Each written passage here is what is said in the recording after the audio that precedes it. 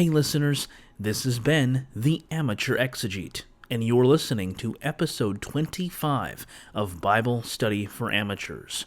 Today's episode is, Hey Jude, verses 11 through 13.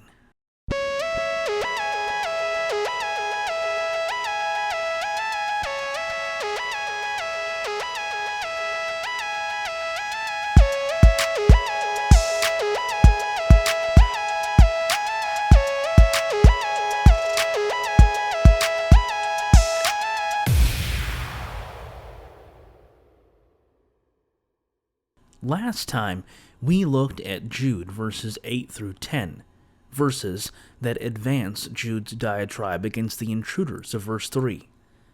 In verses 11 through 13, that diatribe continues. Here are the verses as they appear in the New Revised Standard Version. Woe to them, for they go the way of Cain, and abandon themselves to Balaam's error for the sake of gain, and perish in Korah's rebellion.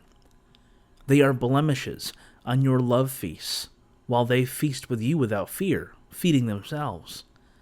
They are waterless clouds, carried along by the winds, autumn trees without fruit, twice dead, uprooted, wild waves of the sea, casting up the foam of their own shame, wandering stars, for whom the deepest darkness has been reserved forever. Verse 11 opens with a classic element of prophetic denouncement, a woe. It comes on the heels of Jude's insistence that the community tell off his opponents with language emphasizing God's displeasure and not simply their own, as well as Jude's statement that their behavior is self-destructive. Woe to them! Grounding this woe is yet another trio of examples from Israel's past, or, in the words of Andrew Jacobs in the Jewish Annotated New Testament, three villains from the Tanakh. First up is Cain, from the book of Genesis. Listeners are probably familiar with the story of Cain. He was the firstborn to Adam and Eve. He had a younger brother, Abel. He was the one who grew vegetables, and he was the world's first murderer.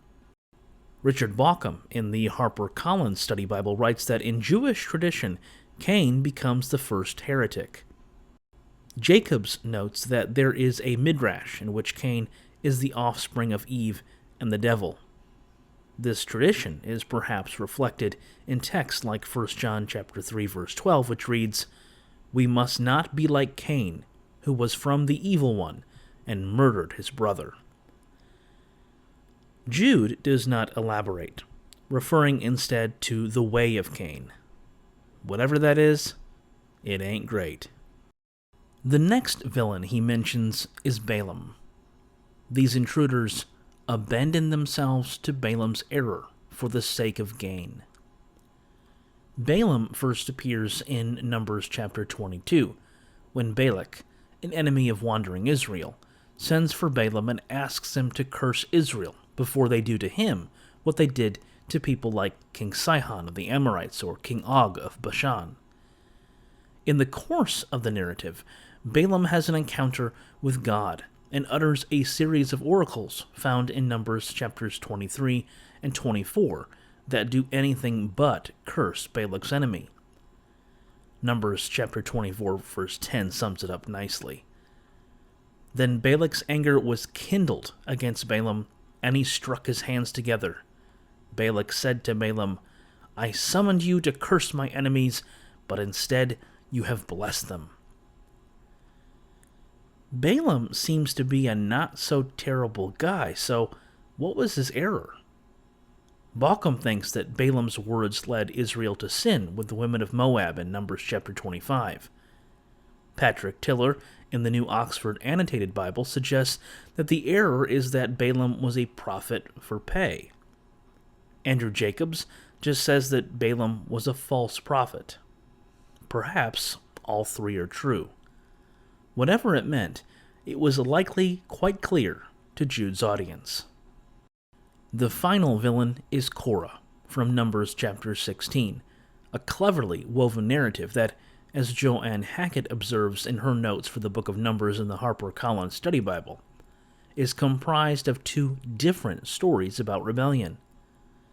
Korah was a Levite who, along with other well-known men from Israel, decided that they would confront Moses and accuse him of playing favorites. Specifically, that it is Moses and not Yahweh who would only allow Aaron and his family to be priests. Moses tells him that God will decide who's right. A little while later, and others complain that Moses hasn't led them to the Promised Land. By the end of the story, the ground opens up and swallows everyone who belonged to Korah and all their goods, and nearly 15,000 other people are killed by a plague for their part in rebelling against Moses and Aaron. Each of these villains offer a glimpse into how Jude views his opponents. They're dangerous, and their fate is both certain and terrible.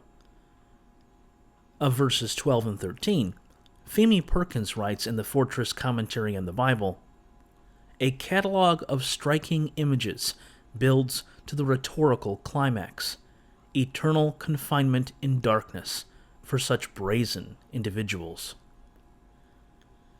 Jude uses 5 metaphors to describe them. They are blemishes on their love feasts, a reference to fellowship meals, and another indication that these intruders were Christ followers.